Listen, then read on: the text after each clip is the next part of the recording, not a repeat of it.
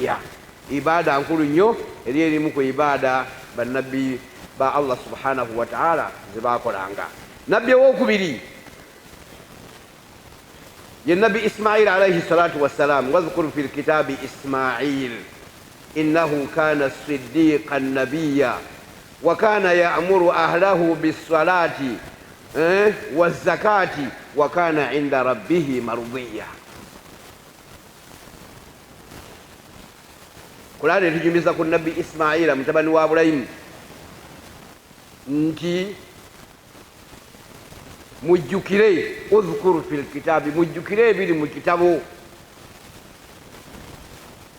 Ismaila, nga boogera ku nabbi Ismaila. Innahu kana rasulan nabiyya, yali mubaka ate era nga yali nabbi. Wa kana ya'muru ahlahu, yalagiranga abantu be biswalaati, okusaala, wazakati, n'okutoola ezzaka. Wa kana inda rabbihi mardiya, era Allah subhanahu wa ta'ala yali musiimu ku ye. Amusiima lwaki? Olw'okukola ebikolwa bino ebinene, aswalaatu waki wazaka. Awo tugende tugamba nti aswalaatu ibadatul anbiya, yemu ku ibada bannabbi ze bakolanga ki, ze bakolanga.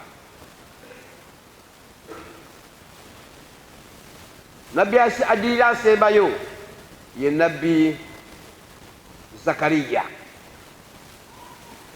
Nabbi Zakariya, Allah subhanahu wa ta'ala yalinga yasaba Allah subhanahu wa ta'ala amuwe omwana. Kati liba teriri busa, Allah subhanahu wa ta'ala nasindika malayika zijje zimuwa amawulire nti mukyala we agenda kufuna olubuto era azaale omwana. Bagenda okutuuka mu kifo wawangalira mu ssinzizo, bamusanga asaala. Bamusanga asaala. Allah subhanahu wa ta'ala agamba mu Qur'an, fanadatuhu almalaikatu wa huwa qa'imun yusalli fi lmihrab. Fanadatuhu almalaika, malaika zamuyita. Wa huwa qa'imun, zamusanga ayimiridde. Yusalli fi lmihrab, ng'asaalira mu kafunga kano ketulaba kano kebayita mihrabu kano. Imaamu wayimirira ng'atusaaza.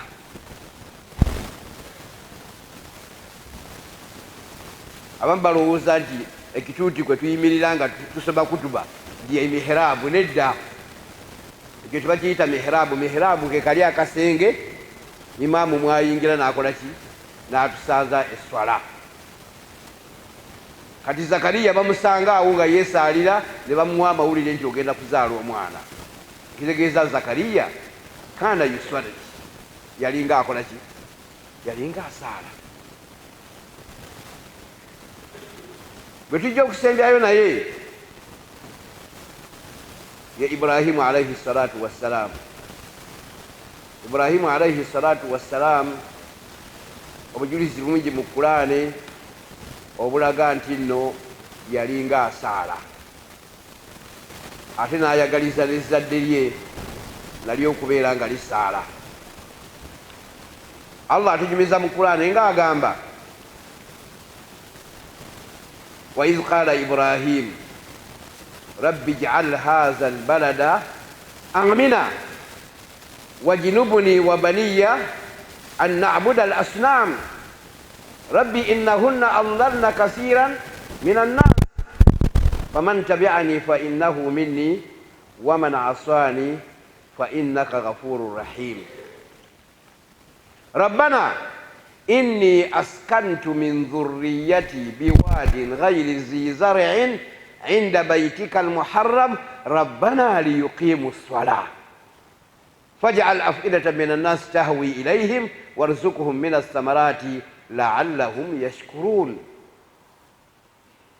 Kitole mugimanyi bulijjo ti Ibrahimu alayhi salatu wassalam ng'ekiragiro kivudde wa Katonda, bamugamba atwale mukyala we Hajara n'omwana we gwe bazadde omulenzi Ismaila amutwale e Makka awali Kaaba essaawa eno, nga lwaki amutwalayo?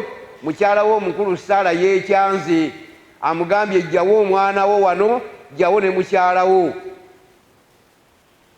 Kati bwamutuusaayo mu kifo awali Kaaba n'asaba edduwa eyo, rabbi ja'alni rabbana, katonda wange, inni askadtu min dhurriyati, erimu ku zadde lyange nditadde biwaadin, mu lusenyi, ghayri zi zar'in, olutaliimu kimera kyonna, inda baitika almuharram, awali ennyumba ye ey'emizizo Kaaba. Obaleseewo bakole ki? Egimu ku mirimu emikulu, rabbana liyuqimu ssala, rabbana liyuqimu ssala, mbaleseewo wange gwe omulezi wange babeere nga bakola ki? Nga basaala.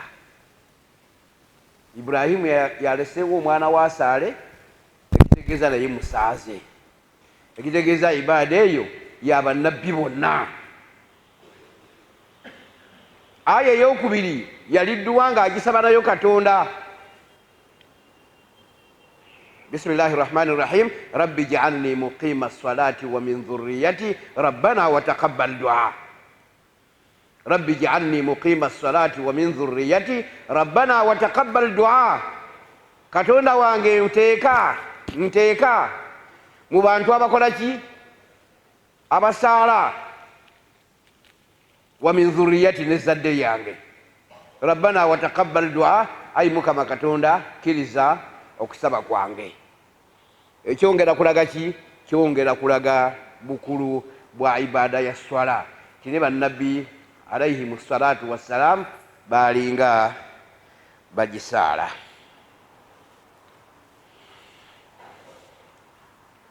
Eswala min akhiri waswaya nabiyyi sallallahu alayhi wasallama kabla mautihi. Aswala min akhiri waswaya nabiyyi sallallahu alayhi wasallama kabla mautihi haythu qala as-salata wa ma malakat aymanukum, as-salata wa ma malakat aymanukum. Okumanya eswala nkulu nnyo.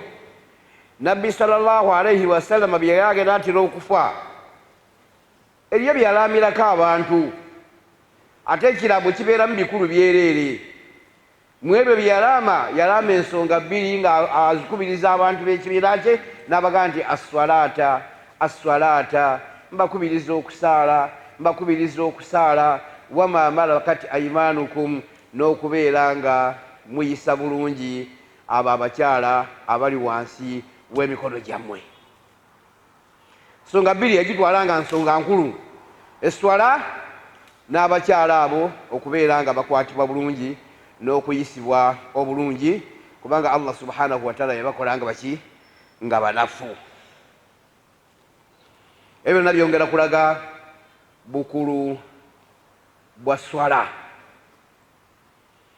Ekiraga ndi swala nkulu nnyo, la tasqutu bihalin min al ahwali madama aqlu al insani sabita. Nje swala teyina lwekukkirizibwa kugireka, ne baga nti olwaliro giveeko, ebbanga lyomala ng'okyategeera. Nkiddamu, bubimu ku biraga obukulu bw'eswala nti eibaada yokka gye batakukkiriza kuleka mu mbeera zonna z'oba obaddemu, ebbanga lyomala nga okyategeera. Esaalibwa al-ghani, omugagga, esaalibwa al-fakir, omwavu. Bw'otaganiza sente zambuze ate Allah yazibuzizza n'ebyeswala bye nze mbivuddeko. Esaalibwa omugagga, esaalibwa omwavu, esaalibwa omukyala, esaalibwa omusajja, esaalibwa ali mu lugendo, esaalibwa atatambudde, esaalibwa omuntu ali mu mirembe, n'esaalibwa n'omuntu ali mu lutalo.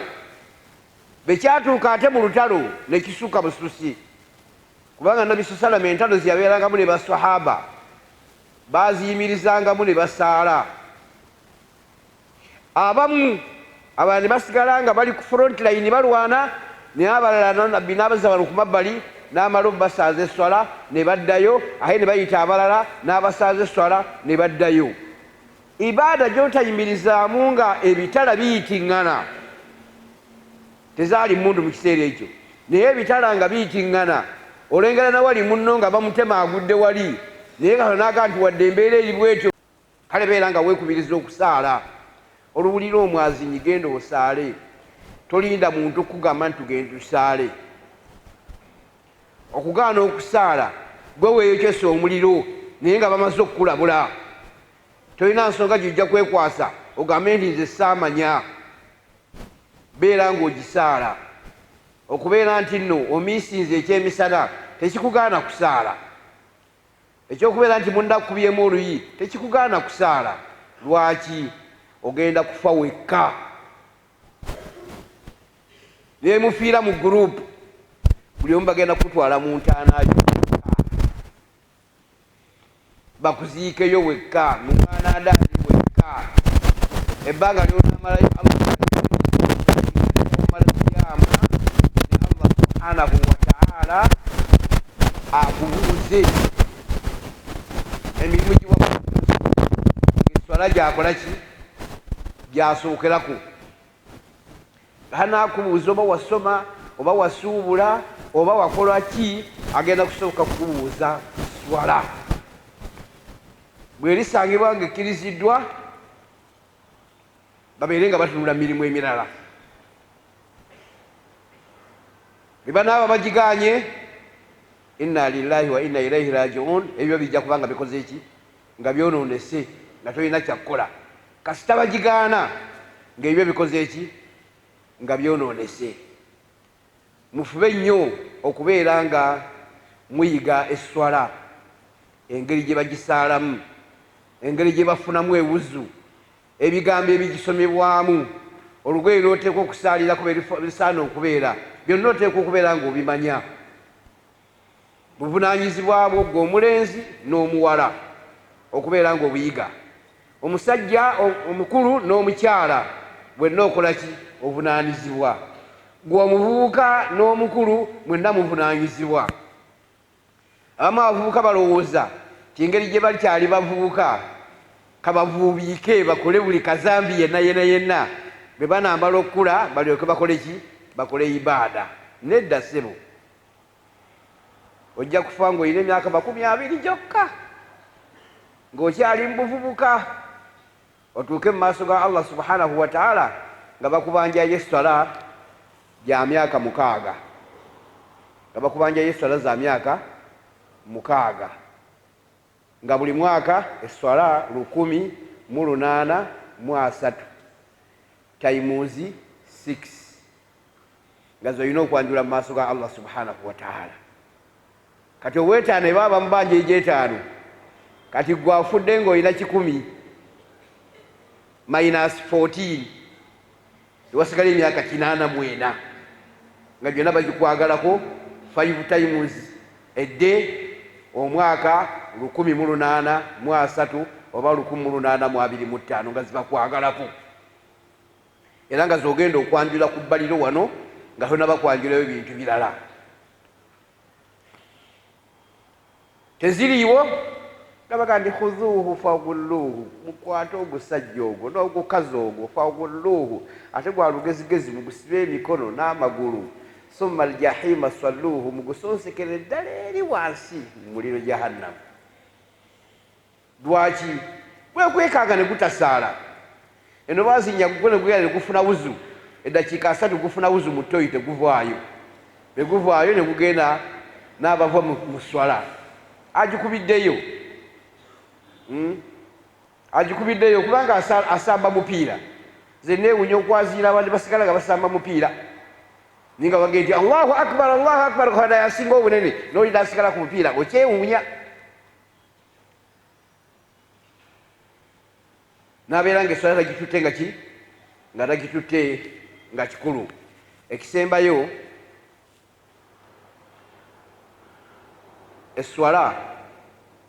ekkirizibwa mu maaso ga Allah subhanahu wa ta'ala yeswala gye bayita zaatul khushu'. Zaatul khushu' omuntu egisaala ng'ataddeyo ebirowoozo. Omuntu egisaala ng'ataddeyo ebirowoozo. Yaqulu ta'ala kad aflaha almu'minun allazina hum fi salatihim khashi'un. Mazima beesiimye, mazima batuuse ku buwanguzi abo abasaala eswala zaabwe nga bagonvu, nga beewombeefu, nga beewombeefu era nga baki, nga bagonvu. Kyobulaba obusiraamu bwatugaana okujja mu swala ng'odduka embiro, kubanga oba tolaze bugonvu. Bwatugaana okujja mu swala ng'okola ki, ng'odduka mbiro. Obusiraamu bukugaana okujja mu swala nga wenna oweekeera, wenna wenna ojjudde entuuyo, eno bweweesiimula entuuyo, ate eno bw'oli ku subhanaka allahumma bihamdika nashhadu an la ilaha illa anta nastaghfiruka wa natubu. Oteeka okgenda ng'oli mu mbeera, embeera gy'olowooza ndi singa mukulembeze w'eggwanga gwe bakuyise ogenda okusinkana, ojja gendayo ng'otuyanye, ojja gendayo nga weesiimula entuuyo. Nedda, omala kwesiimula ne weetereeza wabweru eno n'olyoka oyingira ew'omukulu. Naye ate omukulu asinga abakulu bonna, malikil muluku, kabaka wa bakabaka Allah, ate yasaana nnyo okubeera nga yeewombeekerwa. Ogendeyo nga totuuyanye, ogendeyo nga toweekeera, togenda kumusinza ng'odduka. W'osaalira tewateeka kubeerawo bintu bikulabankanya, kubanga nabyo bikujja ku mulamwa ne bikulemesa okubeera ng'obeera khashi'un fi salatik. Kyobulaba batugaana okusaalira mu mizikiti egirimu ebifaananyi, kubanga bijja kukulabankanya. Kyobulaba omuntu omutambuze bamukkiriza asaleera akabbiri, kubanga azajja okusaala nga mutebenkevu, emmoloka emuleka, entambula emuleka, ne bamukkiriza eswala agisaleko lwakubeera ng'afuna khushu'. Ra'a an-nabiyyu sallallahu alayhi wa sallam rajulan ya'bathu bi lihiyatihi fi salatihi faqala law khasha'a qalbu hadha ar-rajul la khasha'at jawarihu.